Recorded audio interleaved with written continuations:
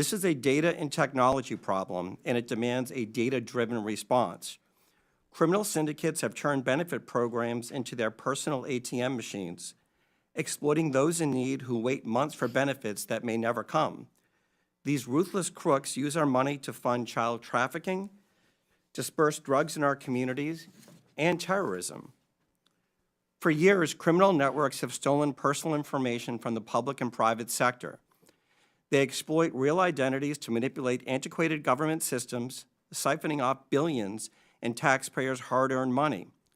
We continue to pay benefits to deceased and incarcerated individuals, direct money to bad actors flagged on the do not pay list, and overlook duplicate Social Security numbers by not following best practices. During the pandemic, a simple cross-check of PPP loan recipients against IRS records would have exposed massive fraud and prevented payments to transnational criminals who sold their quote-unquote sauce on the dark web. To stop this, we must reclaim control of our systems, not just from the criminal syndicates, but the flawed systems enabling them. Smarter technology, data, and identity verification are not optional. They are necessities to protect taxpayers and ensure aid reaches those who truly need it. Now, the use of AI is fundamentally changing society, but in the hands of criminals, it has become a weapon. Lawbreakers are now using it to supercharge their war on taxpayers. They use AI to create fake identity documents that pass biometric verifications. Bots flood portals with thousands of fraudulent claims per second, and deep fakes that mimic real applicants bypass the outdated NIST 863 standards from 2017. Honest and deserving people seeking access to government benefits suffer through endless application forms that are nearly impossible to navigate. But criminals from Russia, China, and Romania gain access with ease. The private sector has fraud rates below 3%. Meanwhile, the public sector operates at a 20% fraud rate.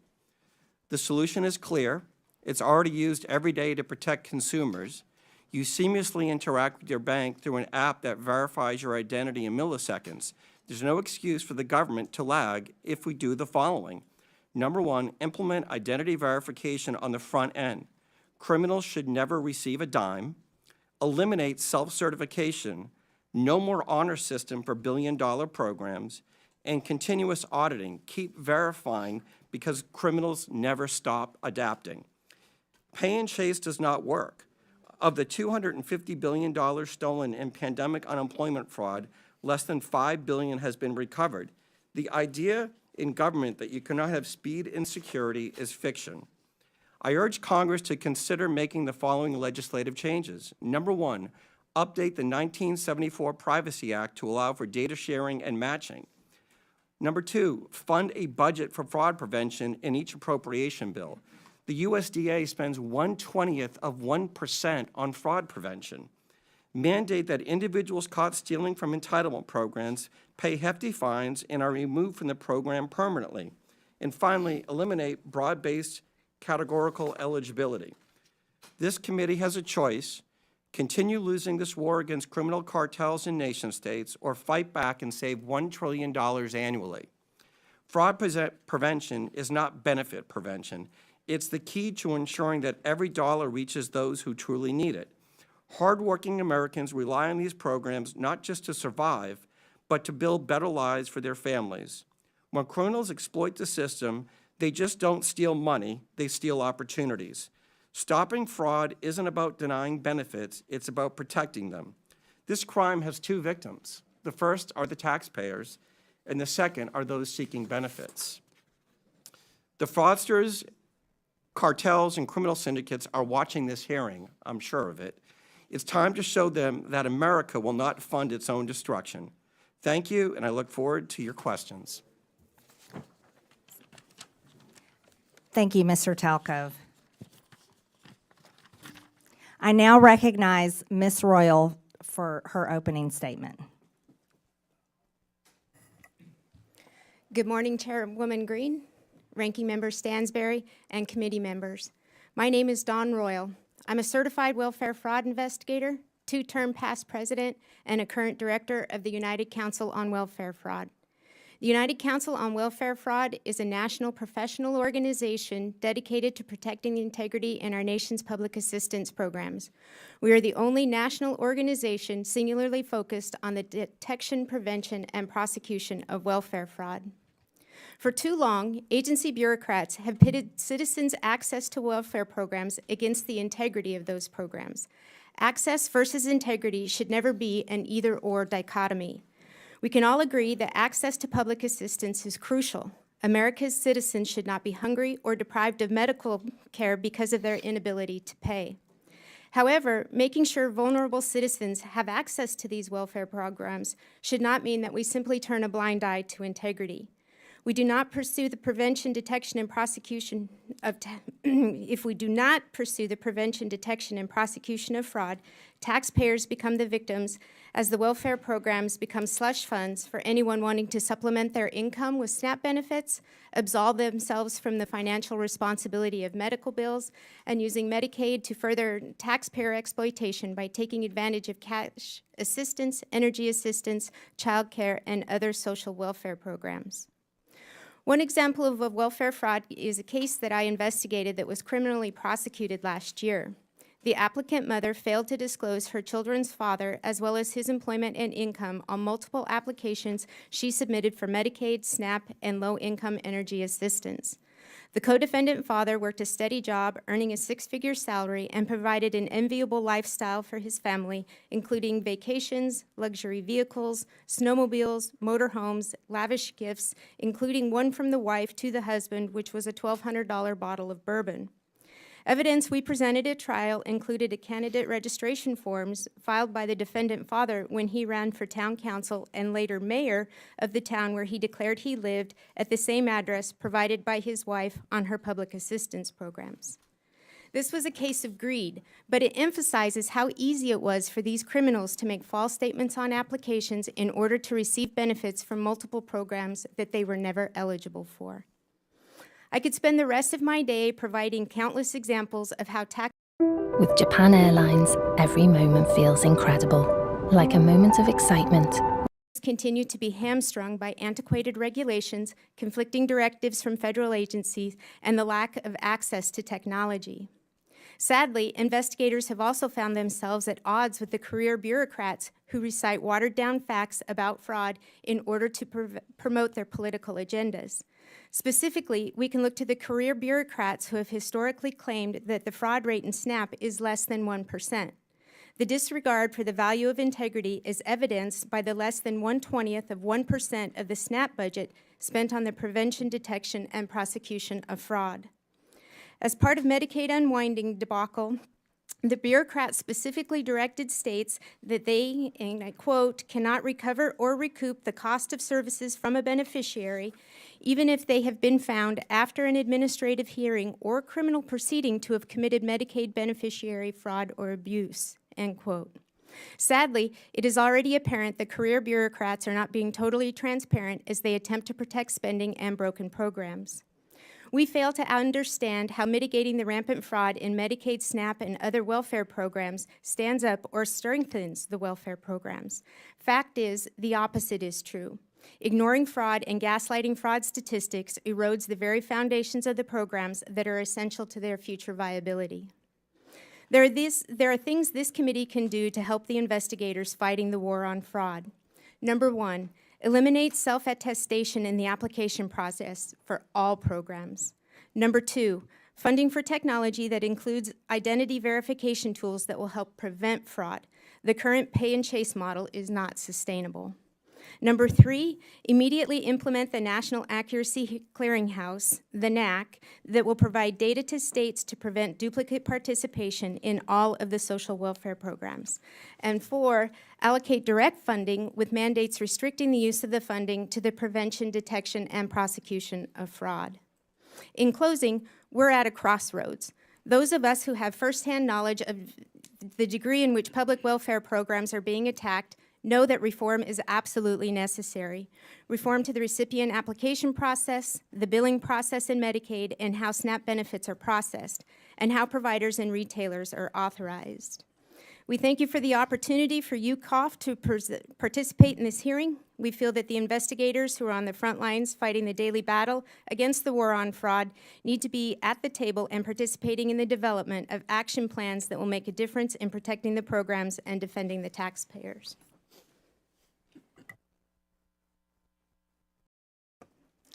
Thank you, Ms. Royal. I now recognize Mr. Whitson for his opening statement.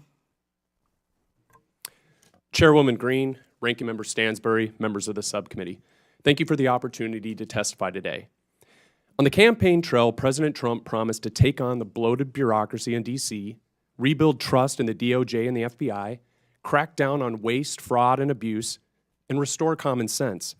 And on day one, he started delivering on those promises with a wave of executive orders and the official launch of Doge, which he, of course, tasked Elon Musk to lead. Already, Doge efforts have brought to the public's attention countless examples of wasteful spending, including $59 million paid to luxury hotels in New York to house illegal immigrants, $1.5 million to advance DEI in Serbia's workplaces, $32,000 for a transgender comic book in Peru. The list goes on.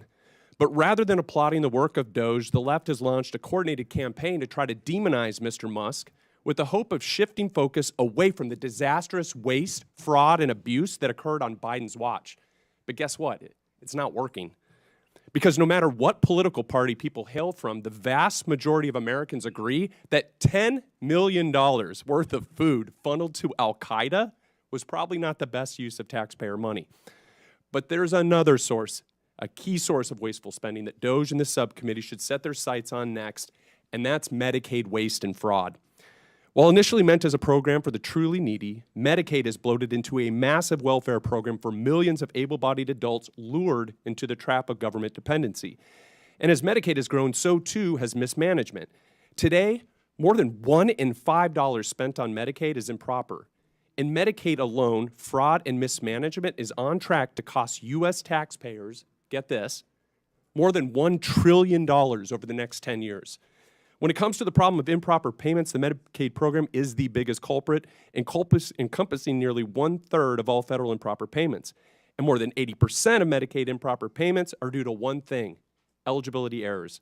If Congress wants to help President Trump address wasteful spending, then targeting eligibility errors in Medicaid should be one of your top priorities. Bottom line, to address this challenge, Congress can take 3 decisive actions. So first, Congress can strengthen the Medicaid program through legislative action. That would include repealing Biden's disastrous Medicaid streamlining rule, which ties the hands of states trying to remove ineligible enrollees. You can and should do this through reconciliation, and it will produce $164 billion in savings if you do. You can also strengthen verification requirements to ensure only eligible individuals receive benefits and ensure a nationwide NAC is implemented without delay. Second thing Congress can do is help President Trump's Doge effort by ensuring that entrenched partisan bureaucrats don't stand in the way of reform. So Musk and his Doge team have already found hundreds of billions of dollars funneled into wasteful, fraudulent, and flat-out insane projects. But they've only scratched the surface. If this much fraud has been exposed in just a few weeks, imagine what else is buried under layers of red tape and government excuses. But guess what? All of these insane projects have one thing in common. They were all approved and funded by unelected bureaucrats. And these and other entrenched bureaucrats are already pledging to fight against President Trump's efforts to improve government accountability and efficiency. Personnel is policy. And without competent staff to faithfully execute the president's agenda, the Doge project will fail. And this is where Congress can help. Congress can support the president in carrying out his Doge effort by making all executive branch employees at will, codifying the president's authority to fire unproductive or insubordinate agency employees as needed. At the same time, Congress can grant the president authority to permanently eliminate vacant positions and consolidate non-essential positions across agencies and departments to help promote efficiency and put the right people in the right seat. The third thing, Congress can make President Trump's Doge cost-cutting and deregulatory reforms permanent by passing the REINS Act. And so there's only one big problem with the Doge effort. Most of its work can be undone by a future president with the stroke of a pen. To make President Trump's Doge reforms permanent, Congress must act. And the best way to do this is to pass the REINS Act. This would return Article 1 budgetary power of the purse to Congress while promoting deregulation. It would also help lock in the Doge reforms and cement President Trump's legacy as the most consequential deregulatory and cost-cutting president in U.S. history. The American people are watching. It's time for Congress to act. Thank you, and I look forward to your questions. Thank you, Mr. Whitson. I now recognize Mr. Hetler Goddett for his opening statement. Thank you, Chairwoman Green, Ranking Member Stansberry, and members of the subcommittee. My name is Dylan Hetler Goddett, and I am the Director of Government Affairs at the Project on Government Oversight, or POGO. I appreciate the opportunity to be with you here today to talk about the critical issue of bringing more accountability and transparency to federal spending, including rooting out waste, fraud, and abuse. Since our founding in 1981, POGO has been focused on promoting more accountability and rooting out wasteful spending and promoting efficiency, especially at the Department of Defense. We have a long and well-established track record on these issues, and we take a back when it comes to promoting a better and more effective government, which necessarily includes a federal government that is a good and responsible steward of taxpayer dollars. Let's take a moment to pause here to talk a little bit about terms that we're going to hear a lot today and the difference between them. Waste is different from fraud. Fraud is different from abuse, and abuse is different from both. When we talk about improper payments, they are a subset of those other three categories. But that doesn't tell us the whole picture either. Sometimes improper payments are a function of bad record keeping. Sometimes they are a function of outdated information technology systems. Sometimes they come about through human error, and sometimes they come about through negligence. There are a variety of reasons why improper payments happen. It just simply is not the case that improper payments are only a function of bad people doing bad things with bad intent. That doesn't mean we shouldn't focus on trying to mitigate improper payments, and that certainly doesn't mean that the American people should not be concerned with how their tax dollars are used. The good news is that there are some time-tested solutions and tools to help mitigate these problems. For example, when we think about the independence of inspectors general, we're talking about a resource that is extraordinarily valuable to the American people. In fiscal year 2023 alone, inspectors general identified over $93 billion worth of potential savings to taxpayers. Whistleblowers are also an incredible resource to the American taxpayer. Through the IRS's whistleblower program alone, billions of dollars have been recouped from tax cheats since the inception of that program in 2007. Whistleblowers have also played an instrumental role in helping the Department of Justice pursue False Claims Act cases that have resulted in billions of dollars in reclaims settlement costs. It seems to me that if an administration were serious about wanting to root out waste, fraud, and abuse, they would support and resource whistleblowers and inspectors general. They would not demonize them, and they would certainly not fire them en masse in an unlawful midnight purge. There are other reforms we can think about too, reforms that are more technical, but just as important. Key statutes such as the Federal Funding Accountability and Transparency Act, the Data Act, and critical platforms like usaspending.gov were really important improvements and innovations when they came about, but they are in need of overhaul and reform. Currently, the status quo is that we have an extraordinarily hard time tracking federal dollars from end to end. This is due in large part to a broken chain of data collection, of reporting information, and the ability to monitor and track in real time what is happening with federal dollars. This informational black hole is where a lot of impropriety happens. It's where waste, fraud, and abuse live. And yes, this is where improper payments often happen. But more importantly, we also don't have a good, clear, and consistent way of understanding what is happening with tax dollars at the end point. What is the impact that we're having? What is the return on investment that we're having? We now have an annual budget of close to $7 trillion a year. Fellas, this year's NBA All-Star Game is going to be can't-miss entertainment. And there have been for years to try and clean up this situation. We at POGO have had the privilege and pleasure of working on some of those initiatives. We were a part of the Federal Taxpayers' Right to Know Act being passed into law just a couple of years ago, which created for the very first time a program inventory of all the programs in the federal government, and that would be available to the public. We have worked with a member of this very committee, the House Oversight and Accountability Committee, to introduce a piece of legislation that would bring more transparency to federal subaward reporting. We have supported and endorsed multiple pieces of legislation that take direct aim at the improper payments issue. We also have additional ideas that don't yet have congressional champions. One proposal is to clean up and modernize and standardize the award descriptions that are available in USA Spending to make them more useful and relevant. We have another proposal to harmonize the amount of data and information we collect between contract spending and non-contract spending. We stand ready, willing, and able to work with anybody who wants to work with us on these common sense solutions.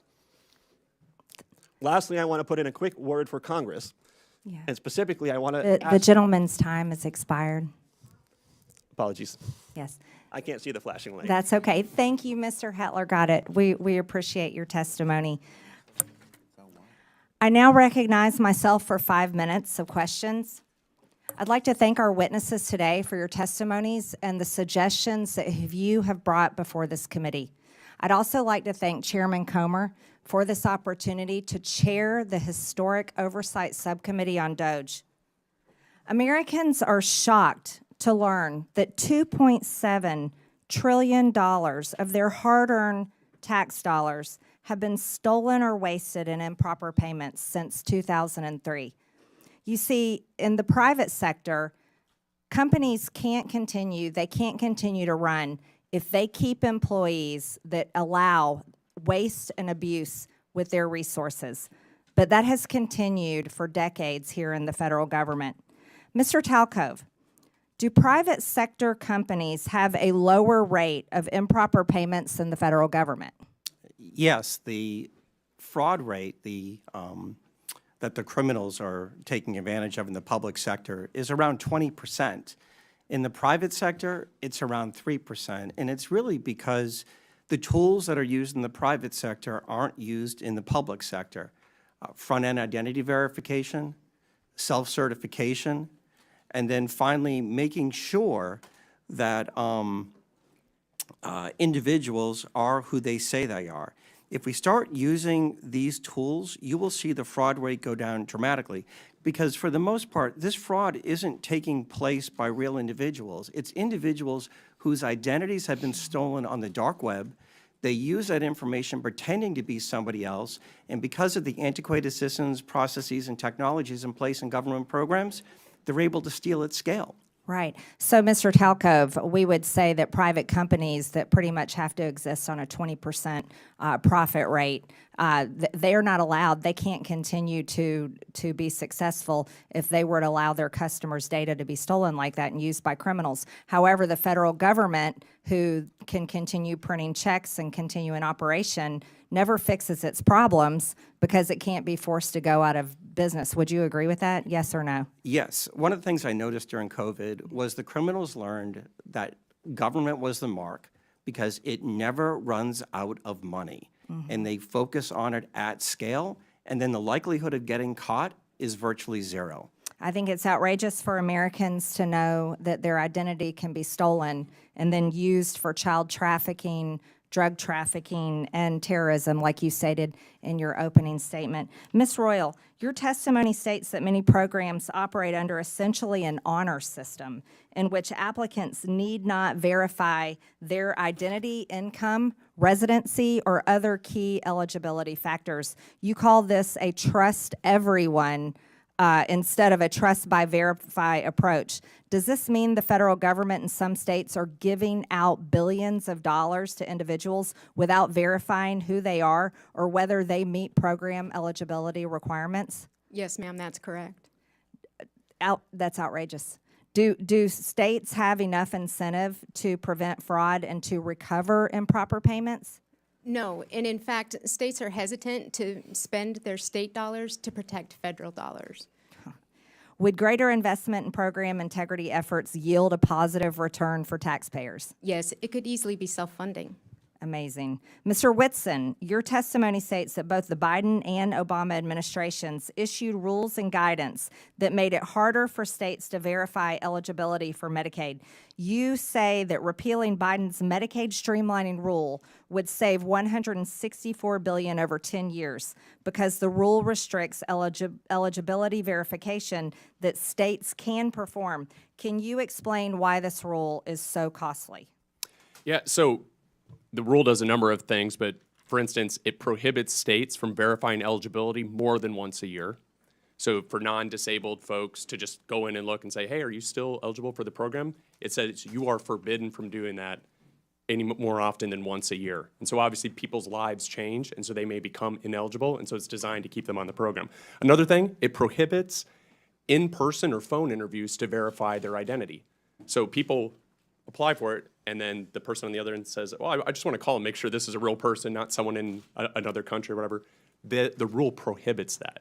And so there's a number of other provisions. It also opens a lengthy reconsideration periods, and this is where illegal immigrants are able to obtain the benefits. And so basically it says once you get these benefits, you can't interfere with it for a 90-day period or longer. And so there's a number of horrible things. But. So we can't verify if someone is illegal or legal receiving benefits. Just to correct that, yes or no? You have to wait a state has to wait at least 90 days. And actually what we're seeing is it's led some states to wait as long as 13 years. And so on the program. Unbelievable. My time has expired. Thank you very much. I now recognize Mr. Lynch from Massachusetts for 5 minutes. Thank you very much, Madam Chair. First of all, let me congratulate you and also Ms. Stansbury on your new positions. And I want to thank the witnesses for your testimony. We've already heard some good ideas about how to work together. And Mr. Hetler-Gaudette, I, for one, would be most open to working with POGO and trying to work on some of the legislative ideas that you have to actually get at some of this waste, fraud, and abuse. Since this is my first opportunity to speak in this new subcommittee as the representative for the 8th Congressional District in Massachusetts, I want to first of all make clear that my primary purpose in seeking appointment to this subcommittee is for the singular and sacred purpose to defend our democracy, which I believe is under attack in this country, and to uphold my oath to support and defend the Constitution against those who might secretly or openly seek its destruction. Make no mistake, this is a moment for representative democracy. This is a test of our resolve. In the coming days and weeks, we will all get to decide whether we stand with a couple of billionaires who, despite their own financial successes, still harbor such grievances in their hearts that after all that democracy has provided to them, they remain animated by the desire to dismantle this democratic government and to punch down at some of the weakest and most vulnerable in our society. Two men who clearly understand that the easiest way to incite large numbers of people is to use social media to exploit the dynamic forces of hatred and fear. Madam Chair, if we're going after waste, fraud, and abuse, let's start with abuse. Abuse of power. As of yesterday, there were 55 lawsuits under consideration by the federal courts across our nation as a result of Elon Musk's and President Trump's unlawful acts. Many of those lawsuits have already been sustained by the federal district courts and orders have been rendered to undo those unlawful acts. But this is just the beginning, and Congress has an important role to play, and I, for one, look forward to that opportunity. This is a moment of great consequence for our country and for our democracy, and I remain grateful to the good people of the 8th Congressional District of Massachusetts who sent me here. Mr. Hetler-Gaudette, again, happy to join you on some of your efforts. POGO has worked very closely with our IG community, is that right, the Inspector Generals? Yeah, that's correct, Congressman. I know your work is very much similar to what we ask our Inspectors Generals to undertake. I want to ask you, what do you think? So in the most recent report from the Inspector Generals, and this is the Council of the Inspector Generals, a nonpartisan group on integrity and efficiency in government, They identified more than $93 billion in potential savings. So the first thing that President Trump did coming into office was to fire 17 agency inspectors general. What can you tell us from POGO's standpoint? What does that do to our ability to identify and root out waste, fraud, and abuse? Thank you, Congressman. I would say, to put it simply, it completely undermines our ability to root out waste, fraud, and abuse. Inspector General exists for essentially one purpose, and they were originally created in the immediate aftermath of Watergate, and I think you all probably do not need me to give you a history lesson at all on what happened in the Watergate era. There's a reason they were created at that time, because there was a lot of waste, fraud, and abuse happening, and there were not cops on the beat that were internal, that were independent, that were situated in agencies to be able to find these things and expose them and do something about them. That's what Inspector General exists to do. So it's completely anathema to, I'd say anathema to any stated mission to find cost savings and to root out waste, fraud, and abuse, to fire Inspector General and to undermine them. It makes no sense. Those two things do not add up. Thank you very much. The firings that occurred on the when President Trump came to office included the Special Inspector General for Afghan Reconstruction, Mr. Sopko. I actually did over 20 trips to Afghanistan working with him. He actually uncovered $4 billion in savings in rooting out American taxpayer waste being conducted in Afghanistan. The IG at the Department of Defense, the agency... The gentleman's time has expired. Okay. Personally, I'd go with Sparkle. It cleans everyday messes, and it won't clean out your... Texas, Mr. Cloud. Thank you, Madam Chair. For far too long, D.C. politicians have gotten away with measuring their personal value and worth by how much of other people's money they give away. And for far too long, they self-righteously have opined that this spending was for altruistic purposes given out of care and compassion. For far too long, they've been more concerned with looking like they cared than having enough care and concern to actually do the due diligence to ensure that the tax dollars were being used wisely and effectively. And for far too long, those of us who've worked to uncover waste, fraud, and abuse have had to deal with what amounts to an unconstitutional fourth branch of permanent bureaucracy that has too often worked to ignore, obfuscate, delay, and frustrate our efforts to bring transparency and oversight. Over the last few weeks, the Doge effort has begun to uncover not only how massive the waste, fraud, and abuse is, but also the extent at which D.C. politicians and too many obstinate bureaucrats have coordinated to create what is essentially the largest money laundering scheme in history.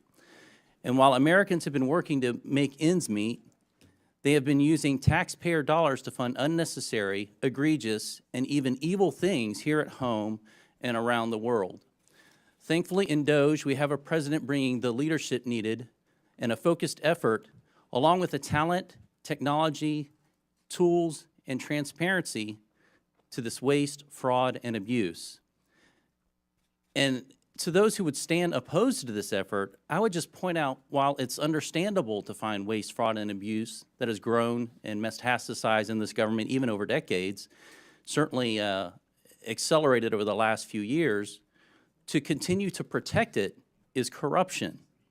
I want to thank the chair for beginning this war on waste on this side of Pennsylvania Avenue and bringing together this committee. This effort is so important as we work to relieve the American people of this burden of waste, fraud, and abuse. Mr. Talco, you mentioned in your written statement and talked about it in your statement at the beginning that this waste, fraud, and abuse is a national security threat, and certainly one of the challenges facing us that is a national security threat is our fiscal situation. And so we have got to find ways to find savings to the American people in order to bring confidence to the bond markets, to put our country on a fiscal footing, and to reverse the curse, so to speak, that we are placing on our children and our grandchildren. You mentioned a couple threats, though. You mentioned internal threats.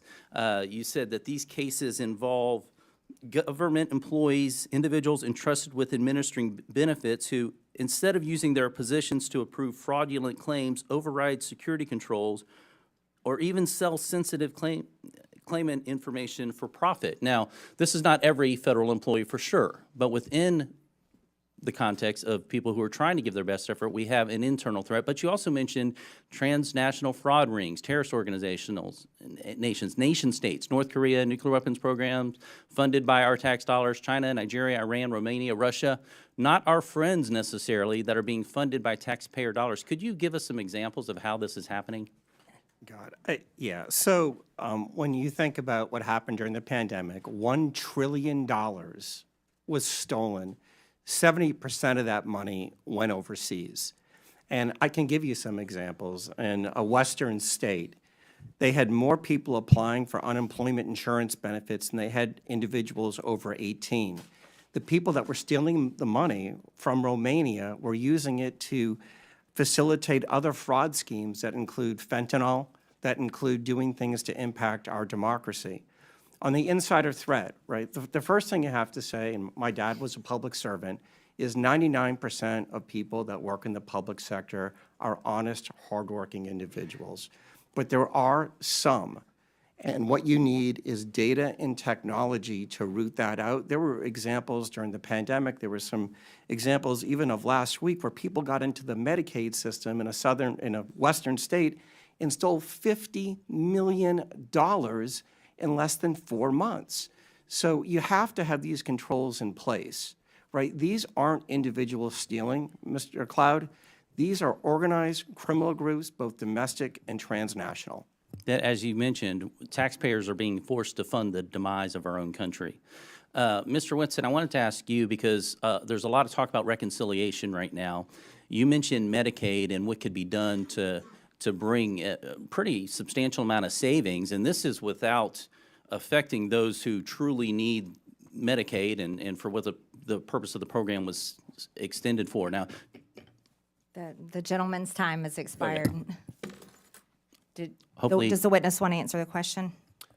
No, Just only to quickly. say that, yes, there's a tremendous amount of savings that can be found from the streamlining rule, but also work requirements in the program is another big area that can be done in reconciliation, and that's could save a significant amount as well, $241 billion in federal spending over 10 years. thank you. Thank you. Thank you, Madam Chair. You're welcome. I now recognize the gentleman from California, Mr. Garcia. Well, thank you. Thank you to all of our witnesses for being here. And I want to just start off by making something clear. I think we're all here to fight against the lies, the corruptions, and the attacks on our social safety net. Now, we should in no way be cooperating with House Republicans who want to shut down the Department of Education and destroy Medicare and Medicaid. And we should not stand by as the richest man on the planet gives himself and his companies huge tax cuts while the American people get absolutely nothing. Now, I find it ironic, of course, that our chairwoman, Congresswoman Green, is in charge of running this committee.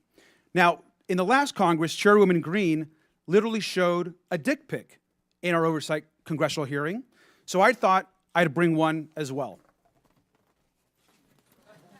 Now, this, of course, we know is President Elon Musk. He's also the world's richest man. He was the biggest political donor in the last election. He has billions of dollars in conflicts of interest, and we know that he is leading a power grab, also abided by and encouraged by Donald Trump and, of course, the chairwoman, Congresswoman Green. But I also want to run through what Doge actually is going to do. It's a demolition plan that's going to run through our government. Doge is trying to abolish the Department of Education.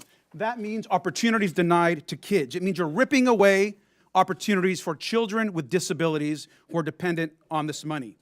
You're also halting medical research, which is also critical, which we have to also stop. The idea that we're going to eliminate or destroy the Department of National Institutes of Health, NIH, is crazy. Let's talk about the Department of Labor.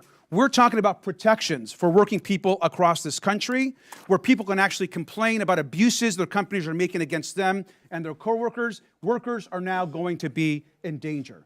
And let's also talk about the Consumer Financial Protection Bureau, another huge issue for us. Think about the scammers and fraudsters that will be empowered across this country because Elon Musk wants, essentially, these companies have more power over consumers and over people across this country. Look at the Centers for Disease and Centers for Medicare and Medicaid Services. That is actually what's being discussed partly today. Healthcare, we're talking about being denied to millions of poor people, working class people across this country. And now, of course, they're on to their largest target, the U.S. Social Security Administration. We're talking about the destruction of the actual social safety net in this country. We know that 1 in 5 Americans collect Social Security. Seniors, disabled people. This entire plan is about hurting the American social safety net and destroying our institutions. And it's important that we actually call out what is happening at this subcommittee. This is not about working with the richest man on the planet. This is actually about empowering. This committee wants to empower the richest person in the world to hurt people so they can take all of this money that they so-called want to save and then give it to themselves, their companies, and their billionaire friends. That is the attack that is happening in this committee and across this country, and it's important that we call it out. We also know, of course, that Elon Musk is sending his unqualified Doge staff to carry out this agenda across all these agencies. And in some cases, actually teenage staffers. No accountability, no experience, and problematic records. They're trying to rob you, and they're probably a minor. Thank you, and I yield back.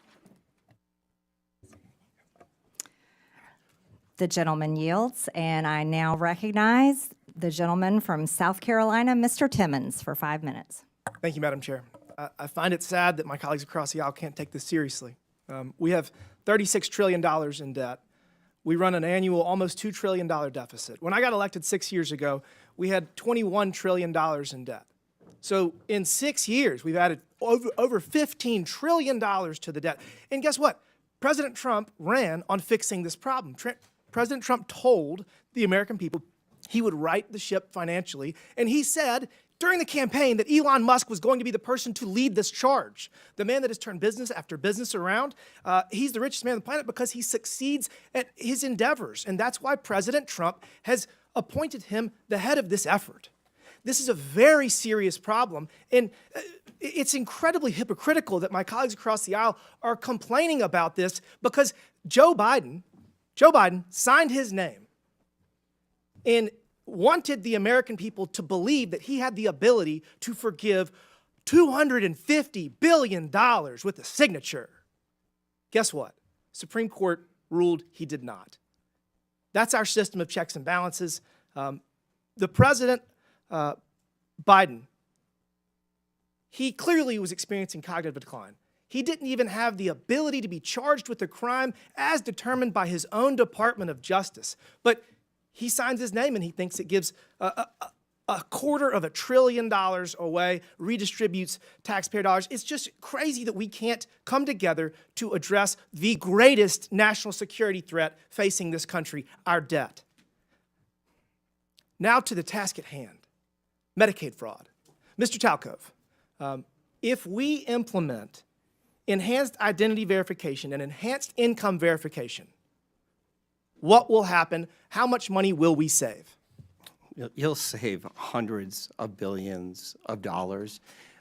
Identity verification, elimination of self-certification, and monitoring beneficiaries will prevent these transnational criminal groups from accessing those systems at scale so legitimate people who need the benefits can get them in a timely fashion. So we're going to get actual benefits to people, to American citizens that are in need faster, because if you do it electronically through web-based, like they did in Missouri, where the pilot program saved almost 20% of Medicaid dollars. So all we have to do is adopt what has already been proven in Missouri, and we'll save 20%. To the people out there listening, we spend almost $900 billion every year on Medicaid. And if 20% of that is saved, that's almost $200 billion. We got a $1.8 trillion annual deficit. We just knocked off $200 billion. Let's keep this train going. The fact that the Democrats are filing lawsuit after lawsuit to impede the efforts of President Trump to right our fiscal ship is unforgivable. It's unforgivable. Mr. Talcove, you talked about pandemic fraud. I have a bill that would cause the IRS to share data with the Small Business Administration and the FBI and the Department of Justice that would show that you were ineligible for PPP loans, and you got them. So I think that would save probably $100 billion. Do you think that we should go back and take money away from people that fraudulently got COVID money? During the pandemic, the PPP program was a virtual buffet for fraudsters, and it was because of that 1974 Privacy Act, where data sharing and matching is virtually impossible. Congress needs to change that. But we can do it retroactively. We can do it retroactively. We can find the people that stole this money, hold them accountable, probably get some of the money back. So I already have that bill filed. That bill, I think, would probably get $100 billion. So now we got enhanced identity verification, enhanced income verification that has been proven in Missouri. It does work. So I'm working on that bill. We're going to drop it soon. That's $200 billion. There's a competition in Congress. I think we should have a competition on this committee. I got $300 billion in savings proposed. We got to all pull our weight because we have such a massive problem right now. But I would just ask my colleagues across the aisle to get out of the way if you don't want to help. If you don't want to help right the fiscal ship in this country, get out of the way. Stop filing lawsuit after lawsuit. We do not have the financial ability to continue down this path, and we're going to save this country with or without you. You can kick and scream all the way, or you can get out of the way. I prefer the former. Thank you, Madam Chair. The gentleman yields. I now recognize the gentleman from Texas, Mr. Kassar. A natural diamond for every milestone and every waste, fraud, and abuse. So I'd like to start talking about independent inspector generals who are supposed to be looking into waste, fraud, and abuse. Mr. Talcove, do you know how many inspector generals at agencies that were investigating Elon Musk's companies have been fired by the Trump-Musk administration? No. It is 5. Ms. Royal, the Inspector General of the Department of Labor had 17 open investigations into Tesla and SpaceX. Do you know what the Trump-Musk administration did to that Inspector General? No. They fired him, and I think y'all know. Mr. Whitson, the Inspector General of the Department of Transportation was investigating Tesla. Do you know what the Trump-Musk administration did to that Inspector General? No. They were fired. The Department of Defense's Inspector General was looking into SpaceX. Mr. Hedler, do you know what the Trump-Musk administration did to that Inspector General? I believe he was fired. Thank you. I think everybody on the panel knows what the answer to these questions were. The U.S. Department of Agriculture Inspector General was investigating Musk's Neuralink. Mr. Talcove, now I'll ask you again under oath, do you know what Mr. Trump did to that Inspector General that was looking into one of Musk's companies? No. He was fired. The Inspector General at the EPA was repeatedly taking on Tesla. Mr. Hedler, since it seems that you're answering the questions that everyone knows the answer to, do you know what the Trump-Musk administration did to that Inspector General? I believe he was also fired. Also fired. At least 5 Inspector Generals that were looking into Elon Musk's companies were fired by the Trump-Musk administration. These Inspector Generals, who are independent, protected by law, they are the people that find the waste, fraud, and abuse and found many of the cases of waste, fraud, and abuse that have been brought up today, fired because they were looking into Elon Musk. At the NLRB, the National Labor Relations Board, which is supposed to protect workers from getting their unions busted by folks like Elon Musk, made functionally broken by the so-called Department of Government Efficiency that really is the Department of Government Efficiency for Elon Musk, not for you. They are trying to shut down the Department of Education, the Department of Labor. You know what Elon Musk doesn't seem to be looking into? His own contracts. Again, I'll ask you, Mr. Talcove, do you know how much money a day Mr. Musk will receive from the federal government for his contracts? No. The answer is $8 million a day. Just last year, Elon Musk was promised $3 billion from close to 100 contracts with the federal government. Ms. Royal, do you know how much the average person in this country who survives on Social Security, one of our seniors who's worked their entire life, about how much they have to survive on a day? I do not. $65 a day. We're not looking into Elon Musk's $8 million a day. This subcommittee, chaired by Marjorie Taylor Greene and the House Republicans, is looking into your grandmother's $65 a day. Let me be clear. I think we would all support taxpayer savings. Look into money we might needlessly send to billionaires and big corporations, find taxpayer savings, and send it back to your hardworking family. But instead, what House Republicans and the Trump-Musk administration want to do is they want to look into your kids' lunch money, your kids' teacher's salary, into your grandparents' Social Security. They want to take that money and give it out in billionaire tax cuts, and they are talking about that in committee tomorrow. In Budget Committee tomorrow, they just released their plan. So let me be clear.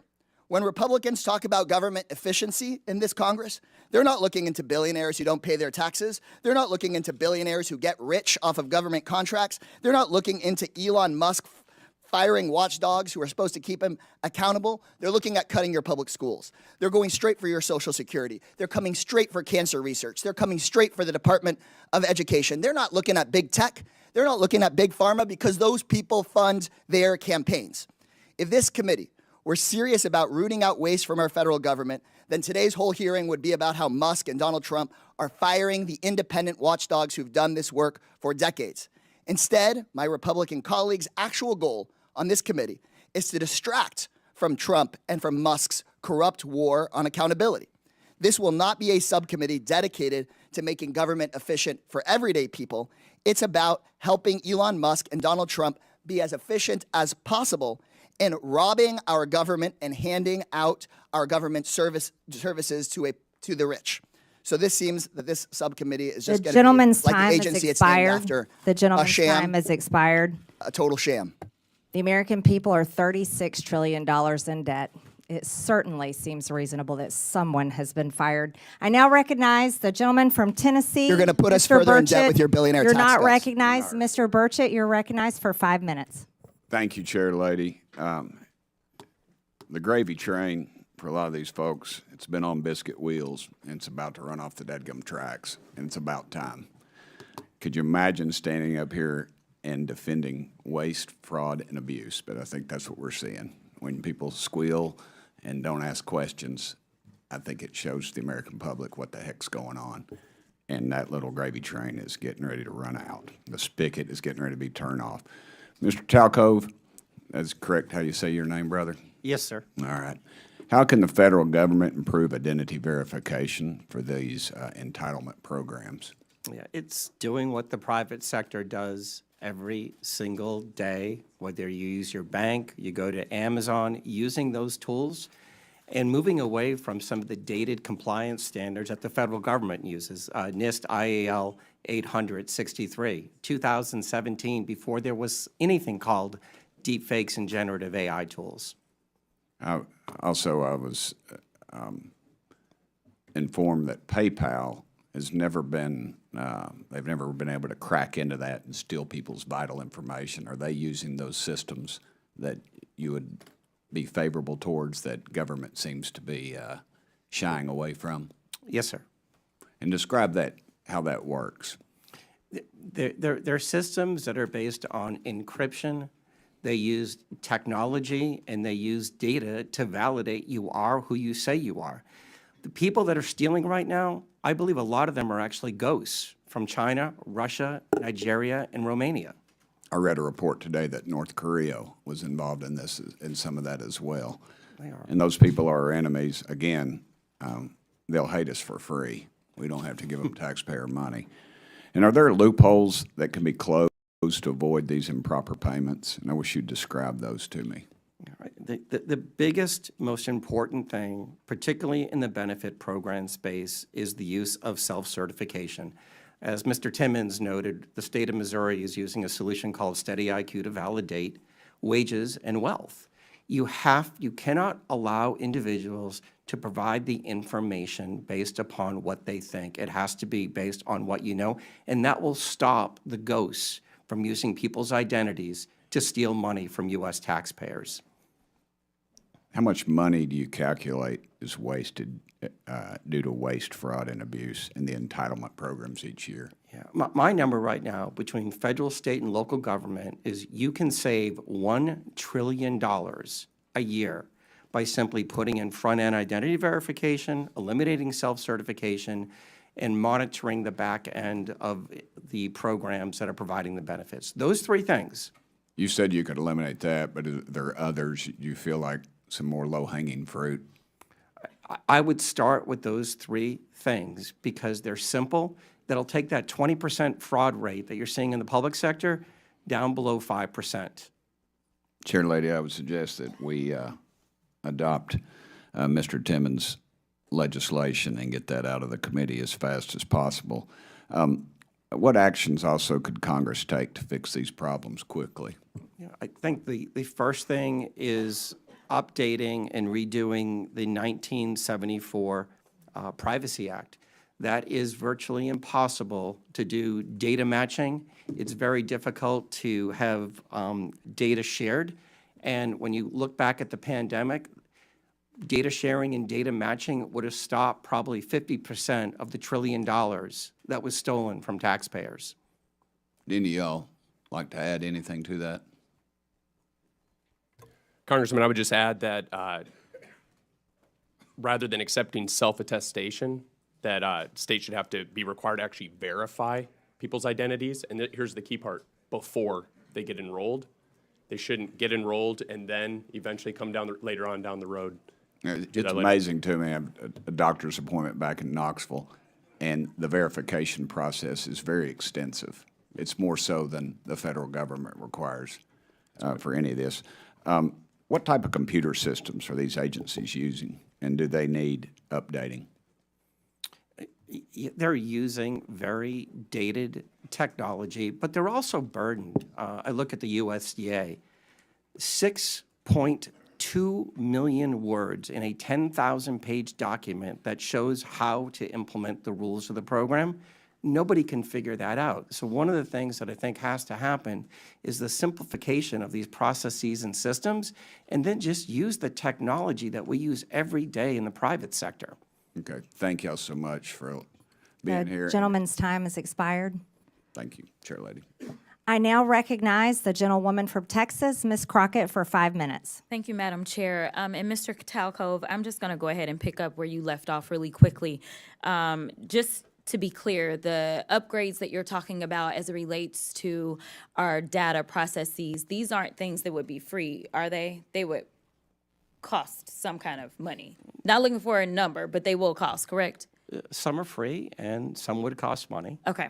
All right. So I just want to leave it there because we've had a number of these hearings. So I do want to be clear, before the Trump administration came in, this committee did exist in the form of the Oversight Committee, and our task is to root out waste, fraud, and abuse.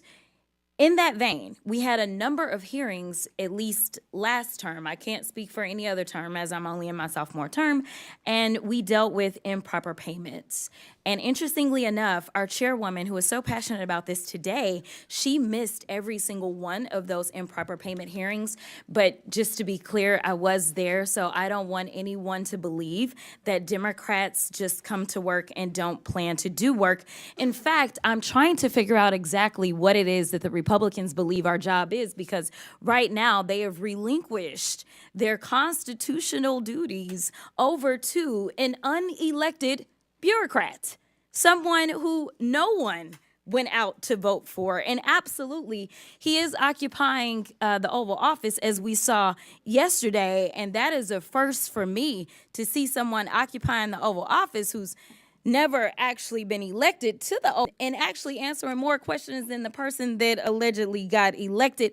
But for whatever reason, this is the first time we're having a Doge subcommittee hearing, and that guy's not here. Instead, we have y'all. So I do want to thank you for coming.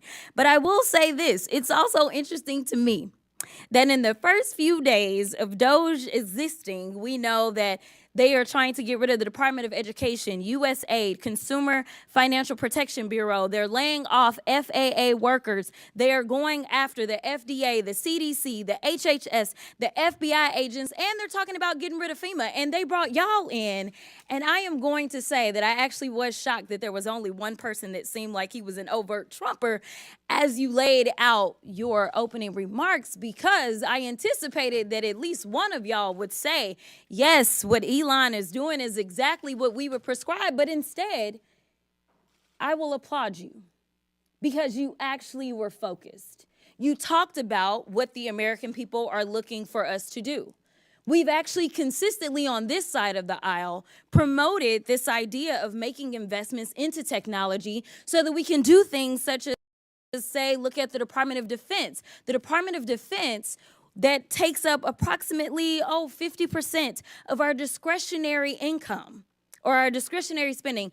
Approximately 50% goes to Department of Defense. Department of Defense has not been able to pass an audit in the last 6 audits, and we're not talking about pennies. I understand that we want everything to be perfect, and if we could get all waste, fraud, and abuse out, that would be fantastic. But let me talk about the big numbers. The big numbers are on that side. When we look at the thrills never stop at Empire City Casino. You can win big with nonstop action. when we look at our budget, but let's talk about defense. That just happens to be the same side of the ledger that Mr. Musk gets the vast majority of his money from. In fact, at the same time that they were unlawfully, and we will stay in court, because on this side, we believe in law and order. We believe in, a number of us are actually lawyers, but nevertheless, we understand the Constitution. We believe in that as well. And so there's things such as, impoundment, right? Because as Mr. Whitson said, he said, we need to return the power of the purse to Congress. It never left. According to the Constitution, that's where it's at. Now, I know that people are confused right now because for whatever reason, we had a guy that went in, and you talk about people invading our data. Listen, people said that they were upset about TikTok, but I'm upset about the guy that runs Twitter, who for sure is doing nefarious things, because I don't understand, if you are trying to conduct audits and figure out where the waste, fraud, and abuse is, I don't know why you would go to some tech guy. In fact, it was only techies that were sitting there at inauguration. We didn't have auditors. I would welcome auditors to come in and do forensic audits. In fact, he sat there in the Oval Office yesterday and he admitted that he was lying, and he was using his propaganda machine to do it when he said that we sent millions of dollars to Gaza for condoms. That was a lie. So let me tell you something. The gentlelady's time has expired. It is time for the us gentlelady's to do our time has job expired. and rein in this rogue actor known The gentlelady's as Elon time Musk. has expired. I now recognize the gentleman from Missouri, Mr. Burleson. Thank you, Madam Chair. I just want to speak frankly at first to the American people. We're nearing $37 trillion in national debt. What does that mean? That means that each and every U.S. taxpayer owes over $323,000. Okay? What does that mean? That means when the EPIC, which is the Economic Policy Innovation Center, says we have 18 trillion left. That's it. 18 trillion left to take out, and we're spending $2 trillion in debt every year. Folks, we're at the precipice of a debt, like a debt cycle. We are literally at a point in which the dollar will be worth nothing. What does that mean? And we know Social Security goes bankrupt in 8 years, right? Medicare goes bankrupt in 10 years. And then 15 years from now, the dollar is completely devalued and worth nothing. So what does that mean? That means your pension, the money in your bank, your savings is nothing. It's worthless. So what are we doing? We're trying to save this country. We're trying to save your pensions. We're trying to save your bank accounts. We're trying to save this country for the next generation, and it would be nice if we had help. But instead, we have people that are fighting us on this. And I think that I would hate to be in the Democratic Party right now, because you're in a really bad bind. You're having to defend all of this crazy spending, all of this crazy waste. So how do you do it? You do ad hominem attacks. You attack the messenger. Oh, Elon Musk, right? He's rich. He must be evil, right? That's the attacks. Really, you can't do any better than that, right? Let's talk on the policy. Help us. We're trying to save this country. This is what, and Elon Musk, who's making no money doing this, is trying to save this country. Why? Because he has invested in the United States of America more than anybody, right? So I think that we should embrace it. In fact, not a single company, governor of any state would ever turn down Elon Musk and his team of Doge from coming in and providing free services to right the course and financially in any state or organization. It's ridiculous that we would demonize someone that loves this country so much. Mr. Whitman, the formation of agencies via the executive action is not new, right? The formation of Doge is not new. Can you, are you familiar with any other previous presidencies where they've formed organizations like Doge via executive action? Yeah, so actually the agency that Doge is occupying is one that was created in a previous administration, so it is something that happens routinely. But I don't know if that answers your question. Yeah, there's been, the Office of Budget Management was created, Environmental Protection Agency was created, the U.S. Digital Service, which is now Doge, was created all by executive order, right? And actually one other I'd add is USAID was originally created through an executive order by President Kennedy and then later formalized. And then, Madam Chair, I have a video I would like to end with that just, let's review, if we could cue that, to remind, and I want to remind my Democratic friends, at a point in which you once had the majority of the American people on your side, this is what your party believed in. This report tells us how to cut waste, cut red tape, streamline the bureaucracy, change procurement rules, change the personnel rules, and create a government that works better and costs less. I've read it, and where it says the president should, the president will. Among the 800 recommendations, eliminating 12% of the federal workforce, merging some government agencies like the FBI, the DEA, and the Bureau of Alcohol, Tobacco, and Firearms, closing hundreds of government offices outside Washington. From the day I took office, one of the commitments that I made to the American people was that we would do a better job here in Washington in rooting out wasteful spending. We thought that it was entirely appropriate for our governments and our agencies to try to root out waste, large and small, in a systematic way. It means cutting some programs that I think are worthy, but we may not be able to afford right now. A lot of the action is in Congress and legislative, but in the meantime, we don't need to wait for Congress in order to do something about wasteful spending that's out there. We haven't seen as much action out of Congress as we'd like, and that's why we launched on our own initiative the campaign to cut waste. And we're going to keep on finding every possible way that we can do that, even if Congress is not acting. There you go. I think it speaks for itself. My time has expired. The gentleman's time has expired. Thank you. I now yield to the gentlewoman from the District of Columbia, Ms. Norton, for 5 minutes. Thank you. Our Republican colleagues and the Trump administration continue to demonize our friends and neighbors who work for the federal government and swear an oath to protect the Constitution and serve the public.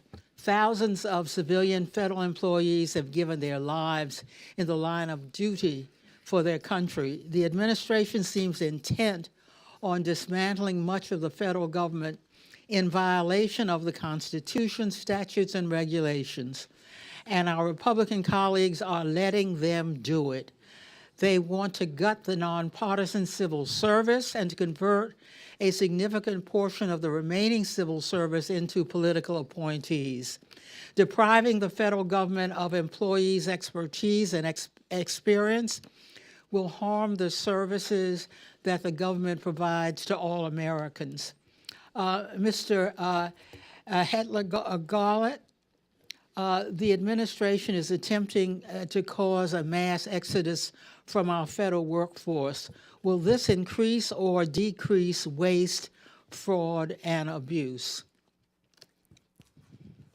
Thank you, Delegate Norton. I think it's pretty clear that chaos is not the friend of efficiency. If you undermine the very functionality of the government, you're not going to make it more efficient. You're going to make it worse, and it's going to cost even more money to recoup or to fix things that go wrong in the interim. So again, I mentioned earlier that if you care about waste, fraud, and abuse, firing Inspector General doesn't add up. I think if you care about government being more efficient, I think intentionally creating chaos is the opposite of that. Well, Mr. Hetler-Gottlieb, do federal employees operate without oversight or rules and regulations? No, absolutely not. They are governed by plenty of rules and regulations, and when there are independent inspector general at the agency they're supposed to be at, they also have a cop on the beat making sure that they do so. I want to highlight some stories demonstrating exactly the kinds of federal workers the administration is trying to force out. How about Chris Mark at the Department of Labor, whose pioneering work on mine safety has reduced minor safety deaths from roof collapses to almost zero today? Or Jared Koopman at the Internal Revenue Service, who pioneered new methods for tracking criminal cybersecurity currency transactions that led to the rescue of 23 children from rape and assault, as well as the seizure of hundreds of millions of child abuse videos and 370 pedophile arrests. This work also prevented funding from going to terrorist groups. Or Ronald E. Walters, who manages the 155 national cemeteries around the country and tends to the resting places of almost 4 million veterans. These are just a few of the federal workers who serve Americans every day. The workers are wildland firefighters, border guards, doctors, nurses, food inspectors, air traffic controllers, and law enforcement that do their civic duty, often despite the fact that they could make such more in the private sector. Thank you, and I yield back. The gentlelady yields. I now yield to the gentleman from Georgia, Mr. Jack. Well, thank you very much. Thank you very much, Madam Chair. And I want to also thank you for convening this hearing. I think it's incredibly important, and I want to thank our witnesses for appearing before us today. Like another member of this committee, I too was once an employee of the Executive Office of the President. I worked in President Trump's White House from the very first to very last day of his first term, and I saw firsthand how entrenched and resistant the federal bureaucracy was to his agenda. So it's no surprise that today a few of my Democrat colleagues have continued that trend by using their time to bash Elon Musk instead of discussing ways to work together to advance a bipartisan cornerstone of President Trump's agenda, the mission to finally eliminate waste, fraud, and abuse. And I just took a rudimentary count of the Dems' testimony, or rather comments today, and I've got 27 mentions of Elon Musk and 3 mentions of waste. And I don't know if that's, in fact, the right count. Encourage anybody to fact check me, but I think it illuminates and illustrates one of the problems that we're facing, which is a lack of bipartisan effort to address these critical things that, waste, fraud, and abuse is something that should be bipartisan. The chair noted that in her opening remarks. Now, Madam Chair, you know how much I enjoy studying public opinion. So with your approval, I'd like to enter into the record the CBS News poll from this past weekend, conducted February 5th to 7th, 2025. And I'd also like to illuminate 2 findings. First, 70% of Americans, Democrats and Republicans included, believe President Trump is already doing the job that he was elected to do, which is interesting because I have an article here from CNN from September 2024 that notes Trump says Elon Musk has agreed to lead proposed government efficiency commission. Sit back, knowing your every need is cared for.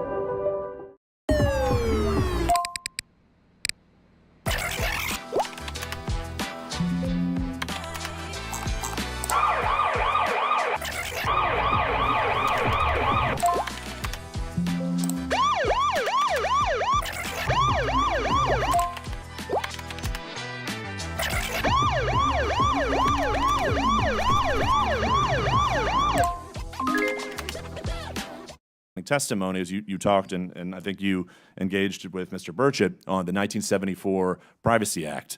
And I had some interesting folks visit my office yesterday who noted that 1/3 of all prior authorizations are still done manually by phone, fax, or direct post mail First off, would love your comments on that, and I'd also like for you to expound upon some of the solutions that we can deliver to this Congress in modernizing that 1974 Privacy Act. Yeah, these aren't people problems. These are technology problems. You can't process the number of individuals that are accessing our systems person by person. It just takes too much time.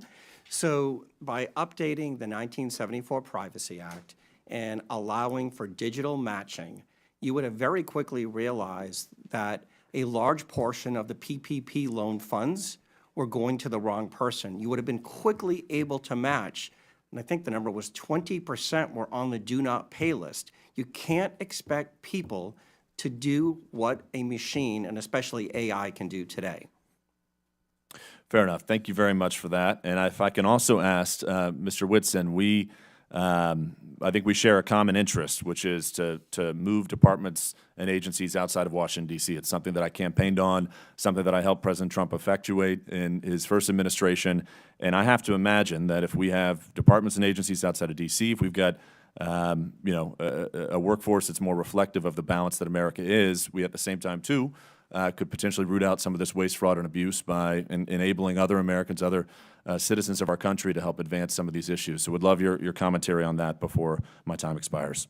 No, I think you're exactly right, Congressman Jack. And so I think, you'd save a lot of taxpayer money. So building a headquarters in downtown D.C. versus Huntsville, Alabama, you're going to be able to save a lot of money. Number two is you're actually going to make life better for the employees as well. So that's a point that's also missed a lot, but commuting into D.C. versus being able to go somewhere else where it's a better cost of living and things like that might be better for the folks. And then lastly, these areas where you set up a headquarters are going to be populated by people that live in the area to fill the rank and file of staff positions. And so if you plant these federal agency headquarters in the heart of any area that's overwhelmingly one party or the other, then you're going to naturally get that sway versus something that's more representative of the people as a whole. Well, thank you very much, our witnesses. Mindful of my time, I want to finish before my time expires. I yield back to our chairwoman, Marjorie Taylor Greene. Thank you. And Chairwoman, I would like to ask for unanimous consent to enter something into the record. So what is it? It is a report from the Congressional Research Service, nonpartisan CRS, that lays out the rules and the law for firing inspectors general, which of course look into waste, fraud, and abuse. And Without that rule- objection. Thank you. And that rule requires for the law to be followed, for Congress to be notified with 30 days and a reason for firing inspectors general to give Congress a chance to overrule that, and that's the law. So thank you for entering that into the record. Madam Chair. Without objection, the materials Mr. Jack cited are also submitted for the record. I now recognize. Yes. Apologies.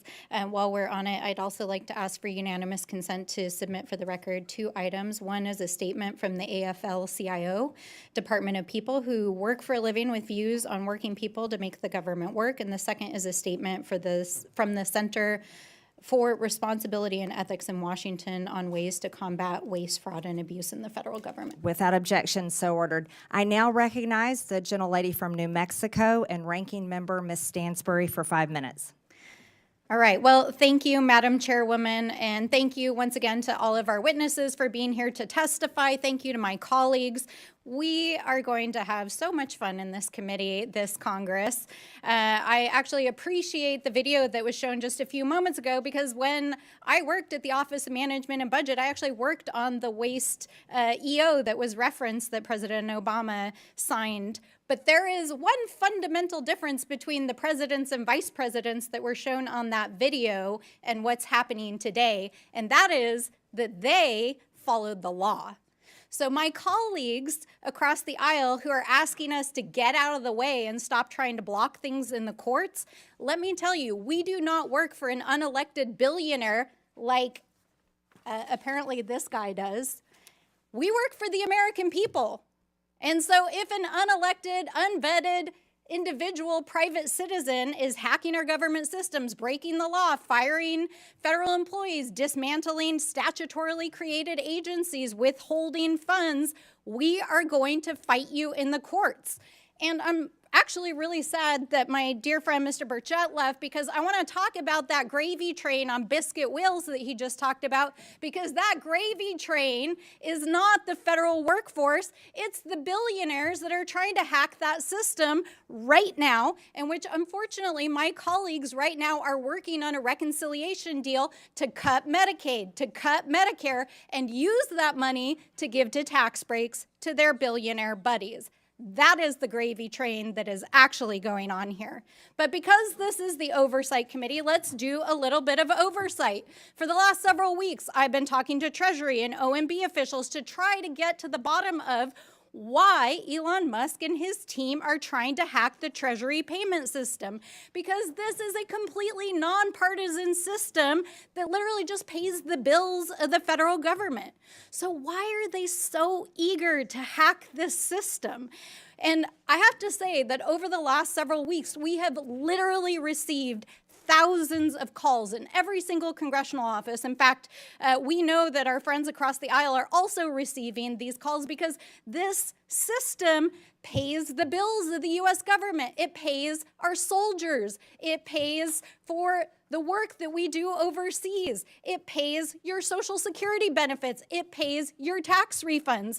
So why is Elon Musk and his hackers trying to access that system? And why did a senior civil servant who had overseen this system for over 30 years get asked to stand down after a 25-year-old intern working for Elon Musk tried to get access to the code for that system? Now, thankfully, they were shut down in the court system, but Musk has installed, with the president's blessing, one of his Silicon Valley buddies, who I want to point out, in which the media has not paid a lot of attention to, is the CEO of a private IT company, including Citrix, that has millions of dollars in IT contracts with the federal government. And not only is he still operating as the installed Doge person at Treasury, he's actively still the CEO of this private company. How is that even legal? Is it legal? I don't think it's legal, because the federal court is trying to shut this down. We also know that that 25-year-old software engineer, in violation of the court order, was actually given access to modify the code. So what is going on here? And why is this such a threat to the American people? Why are thousands of people calling us? It's because of the size and the significance of these payments, because it is an invasion of the privacy and security of the American people, because it could threaten our ability as a country if there was a default in the debt ceiling, and because it contains highly classified information that our foreign adversaries are trying to cyber attack us regularly for. So why is a private citizen being given access to this system? We know they're trying to shut down payments. They're trying to shut down agencies. What's next? Are they going to shut down your Social Security payments?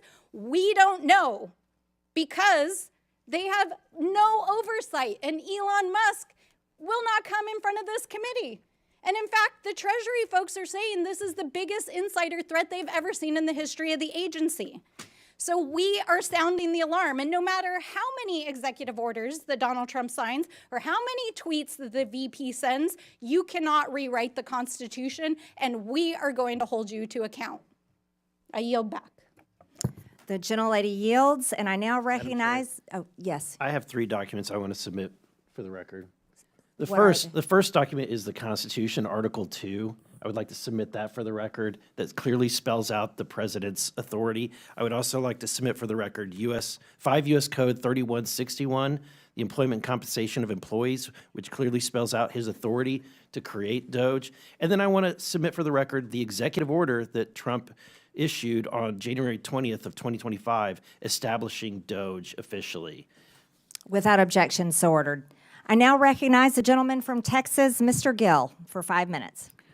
Thank you, Madam Chair, and thank you for hosting this committee. If we've learned anything so far, it's that Republicans want to cut waste, fraud, and abuse from our federal government and save taxpayer dollars, and Democrats want to grandstand and play politics. We can see right now even of the 6 Democrats on this committee, only 1 can even be bothered to stay for the duration of this hearing.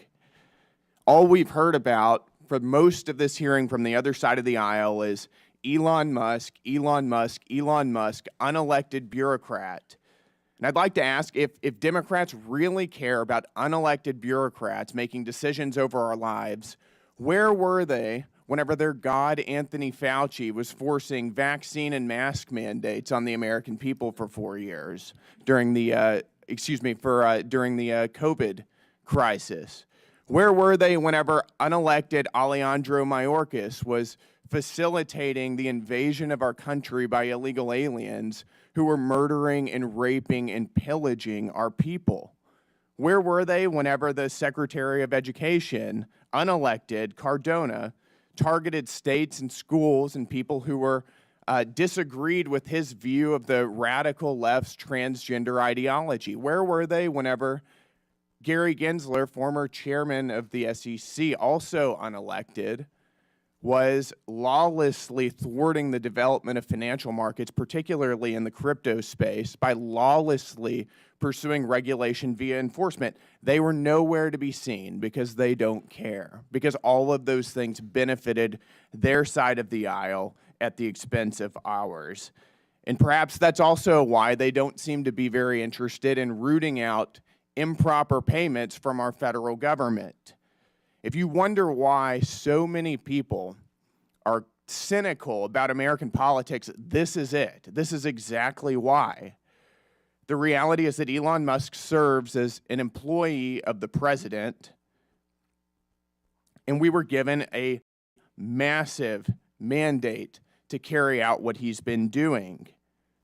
His job is to carry out the will of the American people as expressed through the executive. That's exactly how the Constitution is supposed to work. The Constitution did not create an unelected, unaccountable fourth branch of government in the administrative state. The American people know this. My colleague Brian Jack discussed some of the opinion polls recently.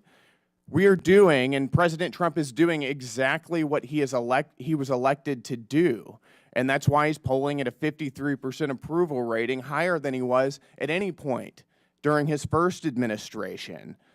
Even Elon Musk and his Doge efforts now are polling at a 49% approval rating, which, just to point out, is 16 points higher than President Biden was polling at whenever he finished his term in office.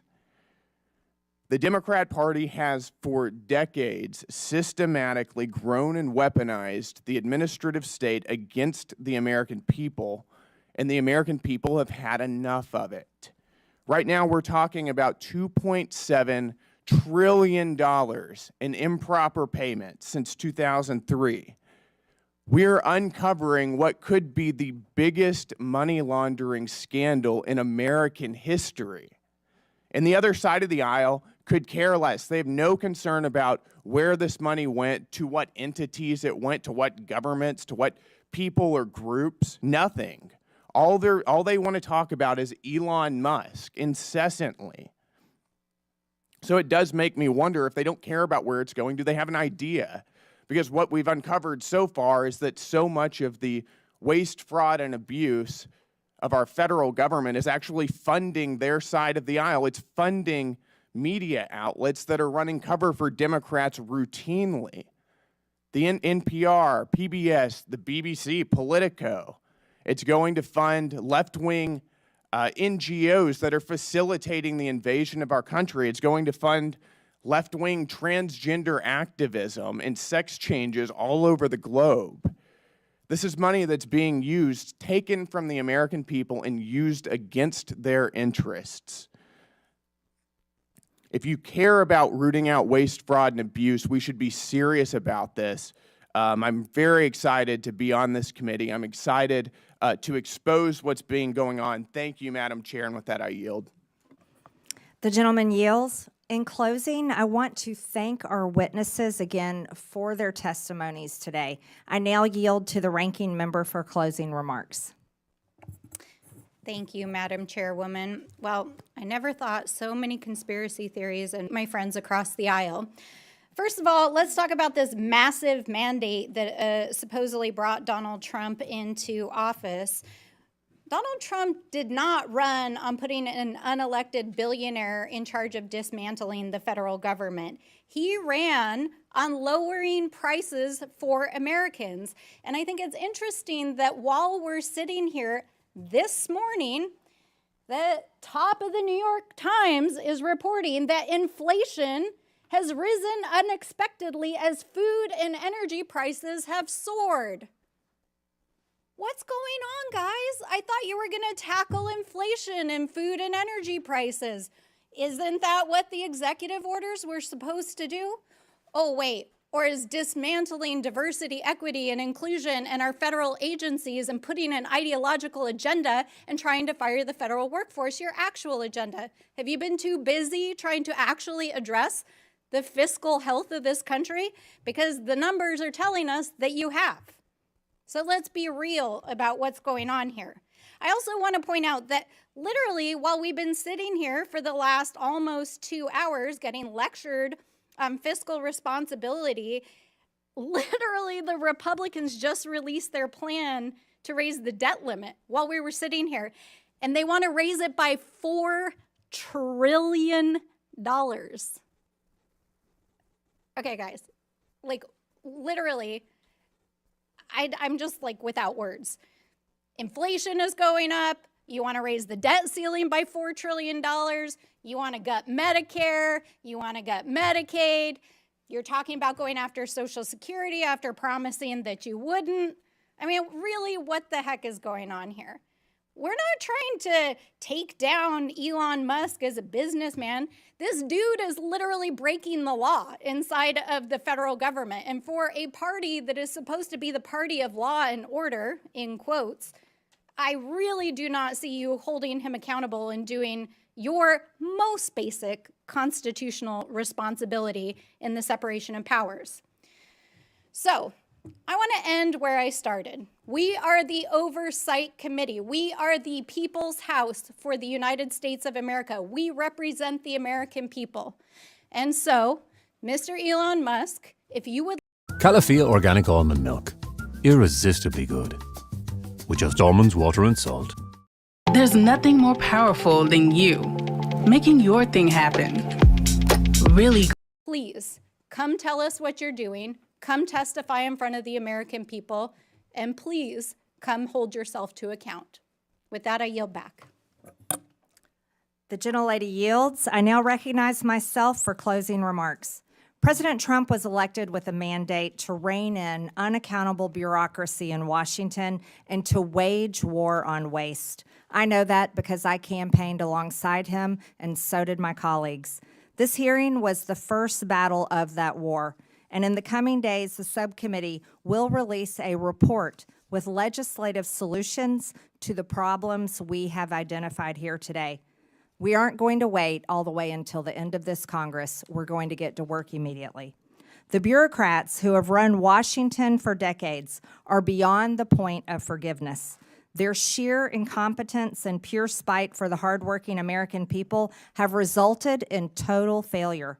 The federal government has made over $2.7 trillion in improper payments since 2003, including $236 billion in 2023 alone. Those are trillions of dollars that honest Americans have paid in taxes at gunpoint over the years. As we approach April 15th, Americans are once again preparing to do their taxes and fork over their unfair share of money it takes to run this country. And I have to tell you, the American people have not been getting their money's worth for a long time. Most improper payments in recent years were issued through 5 programs: Medicare, Medicaid, the Earned Income Tax Credit, Pandemic Unemployment Insurance, and the Paycheck Protection Program. But a total of 16 federal programs had improper payment rates of 10% or more in 2023. That includes SNAP, the federal food stamp program, which paid out $10 billion taxpayer dollars improperly. To get their arms around this problem, Elon Musk and the Doge team went straight to the source. They went to the Treasury Department's fiscal service, which makes about 90% of the trillions in federal payments issued annually. The audit of these payment systems was long overdue. Treasury Secretary Scott Bessent gave Doge employees working for the government read-only access to these systems so they could conduct that initial audit. That audit is already paying dividends. Musk learned that the databases federal agencies are supposed to check to prevent payments to fraudsters, crime rings, and dead people are not being kept up to date. Going forward, we are going to get more mileage out of these do not pay databases. That means fewer improper payments and less fraud and waste of taxpayer dollars. Despite this fraud that's already been revealed, a federal judge in New York issued a ruling last Friday that ran totally contrary to the will of the people. The judge blocked not only Doge, but the Treasury Secretary himself from accessing his own agency's payment systems. That's absurd. Only career Treasury Department unelected bureaucrats can access the system, the judge ruled. This turns the Constitution on its head. We will hold this judge and others who try to stop the will of the people and their elected leaders accountable. As is written in the Federalist Papers, the judiciary has no influence over either the sword or the purse, no direction either of the strength or the wealth of the society. It may truly be said to have neither force nor will, but merely judgment, and must ultimately depend upon the aid of the executive arm for the efficacy of its judgments. But the whole DC swamp is freaking out that the unelected officials from Doge were allowed access to these systems. That makes no sense. Federal judges were not elected. The Treasury bureaucrats were not elected. And they have failed to fix the problem that is enabling American taxpayers to be robbed. So why not bring in skilled outside experts like private companies and private citizens who are successful in the real world to do everyday work that we need to get done here, like audits? Of course, federal payment systems are only one link in the improper payment chain. We need to look at other links in the chain. We need better front-end identify verification to screen out fraudsters, and we need to close eligibility loopholes. That means not letting applicants self-attest to their own eligibility. And it means ending categorical eligibility, which lets someone who fraudulently qualifies for one federal benefit automatically get other federal benefits.